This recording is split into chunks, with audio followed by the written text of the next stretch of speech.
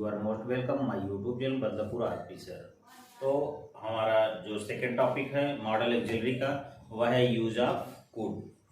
Use of could जो can का past form होता है, और कुड का अर्थ क्या होता है? सकता था, सकते थे, सकती थी, सका, सकी, सका था, सके थे। सीधा सा अर्थ है कि यह पास्ट काल में किसी कार्य को होना दिखाता है, और इसका भी प्रयोग ऐसे वाक्यों में किया जाता है जहां क्षमता, सामर्थ्य, शक्ति आदि का भाव प्रकट हो। और इसी के साथ कुड का प्रयोग जो होता है वह वर्तमान काल में विनम्र निवेदन के लिए भी किया जाता है, और ऐसे वाक्यों के अंत में जो होता है ता है, ती है, ऐसे शब्द आते हैं। तो हम चलते हैं अपने टॉपिक की तरफ, देखते हैं इसके क्या रूल्स हैं। तो हमारा टॉपिक जो है यूज ऑफ कुड मीन्स सका था या सकता था या सके थे होता है। पहचान क्या है? पहचान देखते हैं कैन का पास्ट टेंस। कैन का पास्ट टेंस में कुड होता है, जिसका हिंदी में अर्थ सकता था, सकते थे, सका था, सकी थी, सके थे, आदि आता है। तो सीधे से क्या है? सकता था, सकते थे, सकी थी, सके थे, सका था, आदि आता है।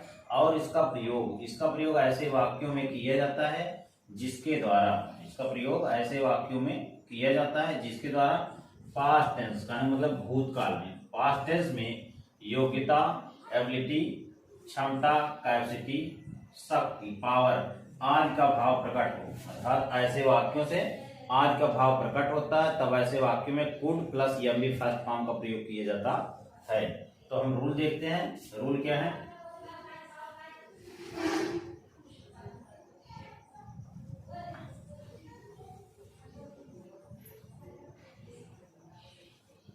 रूल में है, सबसे पहले हम सब्जेक्ट लिखते हैं। सब्जेक्ट प्लस एचवी में जो होता है कुड, और सभी सब्जेक्ट के साथ कुड का प्रयोग होता है, प्लस एमबी फर्स्ट प्लस ओबी प्लस ओटीएच प्लस टाइम होता है। तो हम चलते हैं एग्जाम्पल तरफ। एग्जाम्पल देखते हैं, जैसे वह यह काम कर सकता था, वह यह काम कर सकता था। यहाँ पर एक पास्ट फॉर्म है। कौन सा फॉर्म है? पास्ट फॉर्म है। तो वह यह काम कर सकता था तो हो जाएगा he could do this work। वह यह काम कर सकता था तो हो जाएगा he could do this work। हमारा दूसरा एग्जाम्पल है, रमेश तुम्हारी मदद कर सकता था या कर सका। रमेश तुम्हारी मदद कर सकता था या रमेश तुम्हारी मदद कर सका। हो जाएगा रमेश कुड हेल्प यू। हमारा तीसरा एग्जाम्पल है, तुम मंदिर में धूम्रपान नहीं कर सकते थे या कह सकते हैं कि तुम मंदिर में धूम्रपान नहीं कर सके। हो जाएगा you could not smoke in the temple. हमारा अगला एग्जाम्पल है, वह हमें अंग्रेजी नहीं पढ़ा सके। तो हो जाएगा he could not teach us English. तो इस तरह आप बहुत सारे सेंटेंस बना सकते हैं जिसमें हम कुड प्लस एमबी फर्स्ट का प्रयोग कर सकते हैं, और ऐसे वाक्यों से योग्यता, सामर्थ्य, शक्ति आदि का भी भाव प्रकट होता है।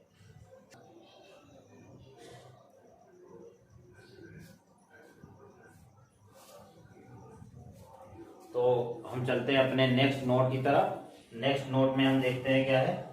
नोट नंबर सेकंड है। सेकंड क्या है? लिखा है प्रेजेंट टेंस। क्या है? प्रेजेंट टेंस मीन्स वर्तमान काल। प्रेजेंट टेंस वर्तमान काल में अनौपचारिक रूप से क्या? आज्ञा लेने तथा विनम्र निवेदन मतलब पोलाइट रिक्वेस्ट के लिए could plus MB first form का प्रयोग किया जाता है। तो यहाँ पर बताया जा रहा है क्या कि अगर प्रेजेंट टेंस में अर्थात वर्तमान काल में कोई सेंटेंस लिखा हो जिसके द्वारा क्या हो?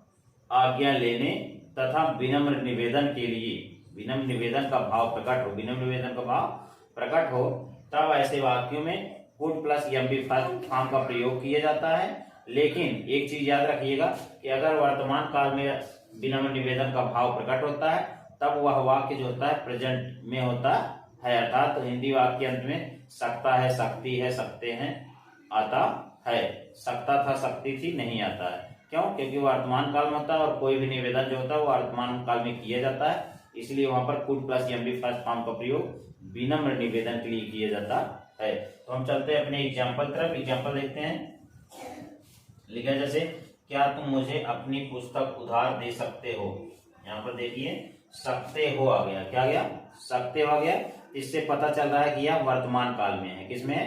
वर्तमान काल में। पहला कंडीशन हो गया। दूसरा कंडीशन क्या है? यहाँ पर मांगा जा रहा है, निवेदन का भाव प्रकट हो रहा है। किसका? निवेदन का।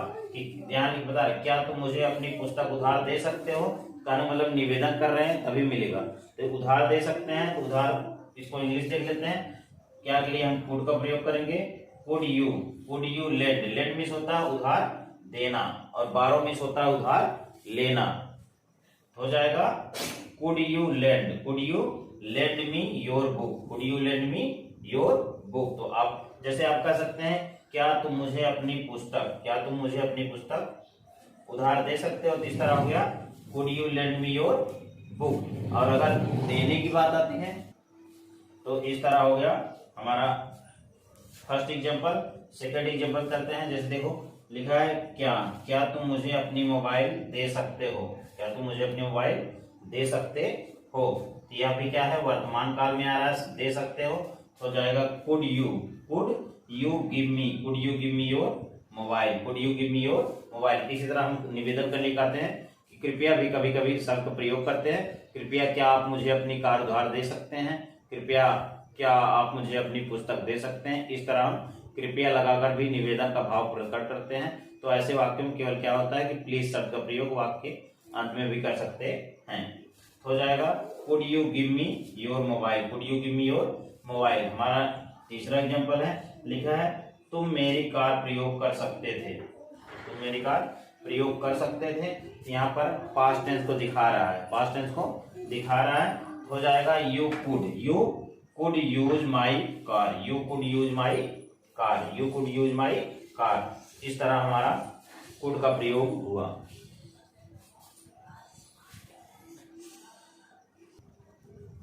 तो इस तरह आप कुड के प्रयोग को समझ गए होंगे।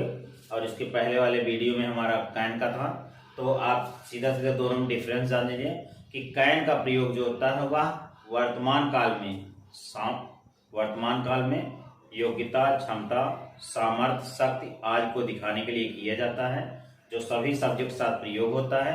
और वर्तमान काल में ही यह आज्ञा लेने व देने के लिए भी सामान्य अनौपचारिक रूप से किया जाता है।